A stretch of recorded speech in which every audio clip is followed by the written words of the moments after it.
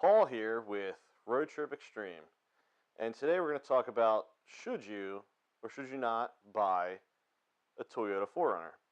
And there's a lot of things that I love, and a lot of things that, or I shouldn't say a lot, one or two minor things, one major thing that um, really takes away from the enjoyability of this vehicle. Um, and I think some people are going to agree, some people are going to disagree, and you're going to say, "Oh, well, it's great off-road, and that's really what you're buying it for." But let's face it, a lot of us have to drive these vehicles on a daily basis, and I feel as though that some of you will be extremely bothered by the fact that it has no giddy up. It's a turd. It's an absolute turd. Um, I've made a lot of bad financial decisions over my life, and I've probably owned around 50 different cars. But with that, I've had a lot of experience driving other cars, and let me tell you, there are a lot better, more responsive, better feeling on-road vehicles that you can find that can also go off-road that I feel like are better choices than the Toyota 4Runner. But it is what it is, and like everybody has their thing, and this is a great vehicle off-road. The problem comes in really is when you start putting aftermarket parts on here. So recently we just put a 3-inch lift on this vehicle, and we also put 33-inch Goodyear Duratracs on this vehicle. And if it wasn't a turd before, it became a giant turd now. And it sucks. I mean, let's face it. I mean, it really just doesn't have that torquey feel. It never had that torquey feel on the road that you really want. Off-road, great. When you put it in 4-wheel drive, 4-low, you feel like you can conquer the world. But drivability on-road, it's just not there. But I feel like you're going to get the same experience uh, in a Jeep or a Tacoma. Anything that is really designed to go off-road. You really lose that drivability. However, there are vehicles like the Land Rover LR4 that if you followed us in our summer adventure on Facebook, we did an 8,400 mile loop out west and then back to New Jersey. And I'll tell you, hands down, that is one of my favorite vehicles that I've ever owned. And I'm pretty sure that much like Toyota, Chevy, and Land Rover, three of now my favorite car manufacturers. There will always be one of those, if not all of those, in my driveway in some form. But, we're here to talk about specifically the 4Runner. This is the 2016 TRD Off-Road. So we've got the crawl control, we have the terrain select, we have locking rear diff. So we've got everything in a nice little package here. And one of the, like I said, it's a great vehicle. I love it. I also love to hate it. So recently, because of the fact that I really just get frustrated, and I love that torquey feel that you get from a V8. I love my Silverado. I love that LR4, and I just wish so much that this vehicle had that type of power. It would just transform this vehicle so greatly, and I don't think there'd be another vehicle that you ever needed to purchase outside of a 4Runner if it just had a bigger, more powerful engine, or even if they just went to like a lot of the other manufacturers are doing the turbocharged V6. It would just transform this vehicle tremendously. But with that, we are making attempts to change how it responds. I know there's some throttle response things out there and whatnot that are kind of more gimmicky than they are actual, going to help you, really get more power out of the vehicle. Recently, we did install a K&N air intake on this. We're not going to go through all of that. There's videos out there on guys installing them. But I will say, if you haven't gathered that I'm trying to be completely honest with my experience, with this vehicle and other vehicles that it has made a difference. The K&N air intake makes a small difference, noticeable, especially with the aftermarket tires and wheels. It increased the gas mileage by about a mile and a half, or mpg and a half. On the highway, it's way better, but I would say just average driving, I've gained back about 1.5 mpg. But it's still it's not. It just doesn't do it. The thing that is interesting to note that happened. So in the process of installing it, I talked to a couple buddies um, who actually helped me install it that have a auto shop, TK Autosports here in. They actually put the lift on for me and helped me with that. So, but anyway, I was having some issues where the vehicle seemed to be bogging down slightly.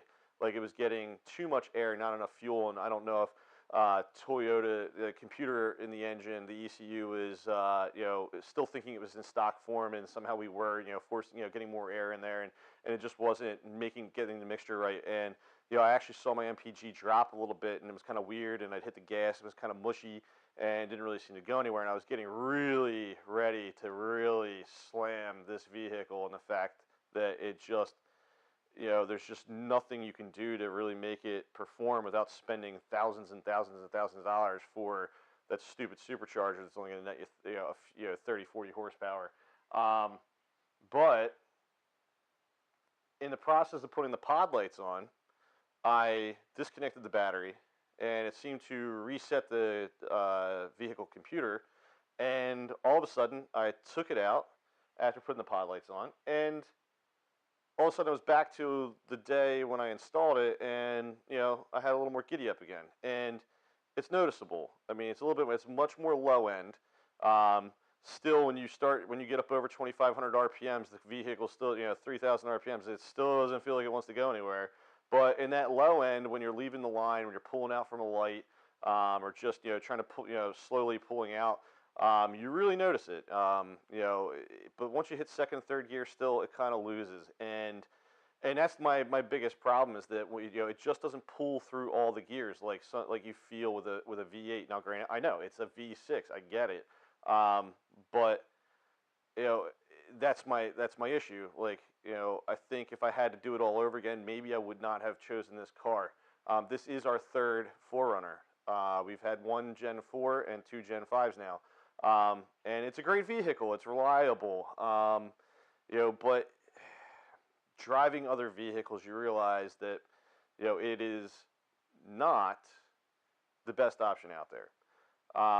But it also depends on what your philosophy is, what you plan to do, how much off-roading are you going to do, when you do go off-road, what is that off-road experience going to be? How difficult is it going to be? Do you have to drive this vehicle around on the road a lot? A lot of things should really go into your thought process for, should I buy this vehicle or should I not? If I buy this vehicle, what am I going to do to it? What am I going to add to it? Maybe a 3-inch lift was a little too aggressive. Maybe I should have went a little less, maybe a 1.5 or something. There's just a couple different scenarios that maybe we'll go back and change. But I am still looking to get a little bit more power out of this platform. I mean, I committed to this vehicle of making this my overland kind of off-road camping vehicle, and doing more off-roading and getting a little bit further off the beaten track. And I want this vehicle to be it, but I also want it to give me the confidence on the road that I feel like it needs, that it's lacking. So we may try to do a few additional things other than just the intake. I see there is a ECU upgrade, reprogram that Vivid Racing, I think, is doing. But I want to add long tube headers and an exhaust first, catback exhaust first.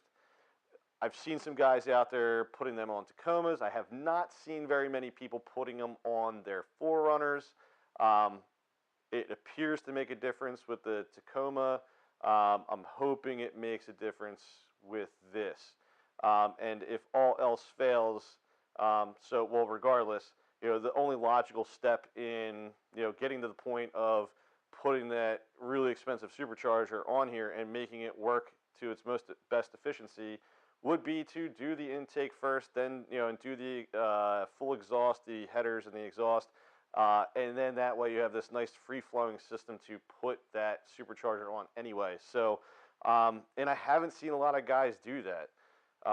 I know it's expensive, and I think that's a lot of things that are stopping people from doing that. But I feel like by the time you put racks and bumpers and everything on the vehicle, man, I can't imagine how slow this thing would be after I put all that extra weight on there, which is one of the reasons why I haven't gone that route yet. I'm getting there. I mean, we put some skid plates on and some different things, but I'm like,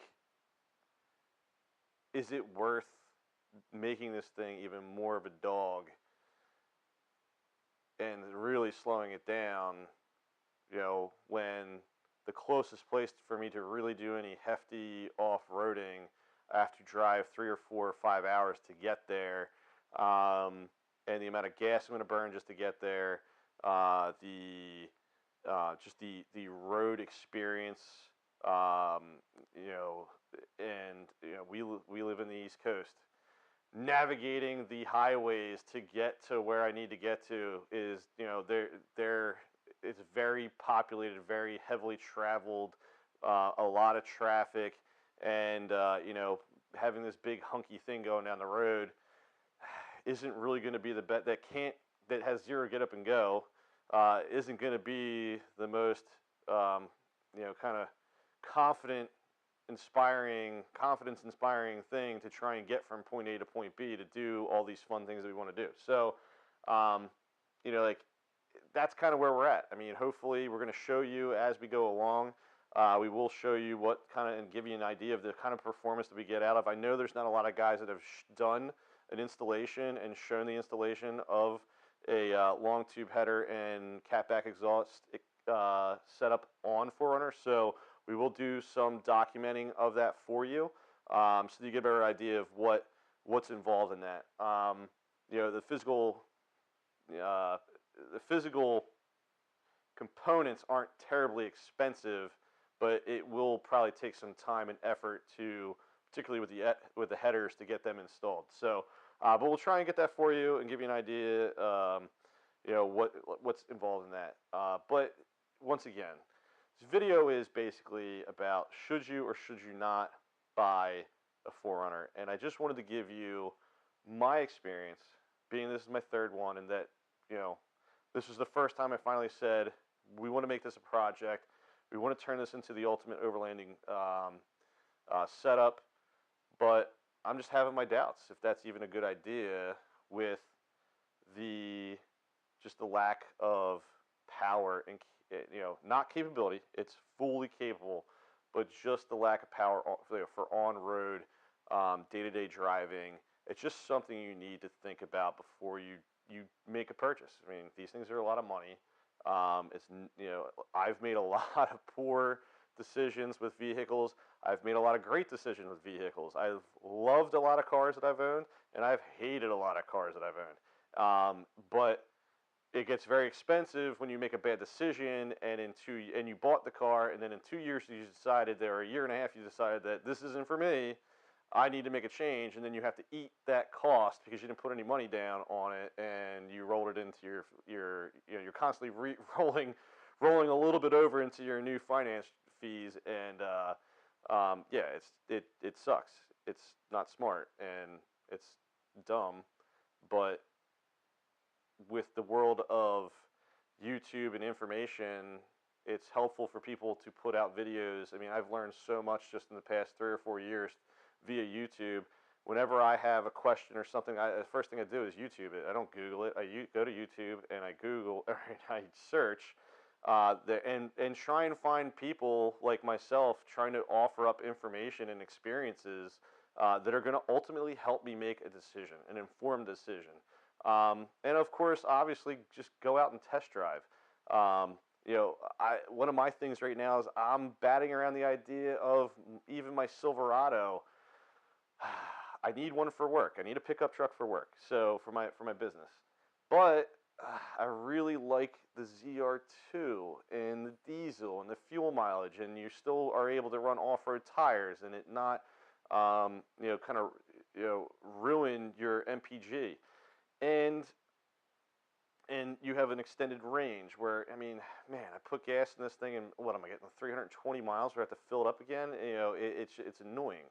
Um, there's so many different things that I feel like, options that are out there that I think everybody should really, consider. And see a ton of people jumping on this platform, but I don't know if it's really the best one. I mean, there's cheaper options or equivalent options that are might be better for you, better suited for you. Um, there's other options like the LR4, um, maybe a full size truck, depending on where you're going. I mean, once again, going back to thinking about what am I buying? What am I buying it for? Um, so, number one, how often do I drive this vehicle? Is it my daily driver? Number two, if I'm going to take it off road, how often am I taking it off road? Number three, when I take it off road, how extreme is that experience going to be? All of that I think you need to factor into what you're going to do. And I think a lot of it is the vehicle itself. Can you afford to scratch it? Can you afford to break it? Can you afford to be in the middle of nowhere and have to get towed out if you do break down and you don't have the right tools to get out of wherever you're at? And then, having to stay the night somewhere and, when you weren't planning to and maybe lose a day of work, there's a lot of things you need to consider in certain situations. I feel like that, may prevent you from even taking your vehicle that extreme off road, whether you're with people or you're not, because if it's your daily driver, or you rely significantly on that vehicle for some purpose, whether it's for business or not, you're not going to want to break it. You're not going to want to scratch it. You're not going to want to tear it up. So right there, when you're going to purchase a car, that might make the decision for you.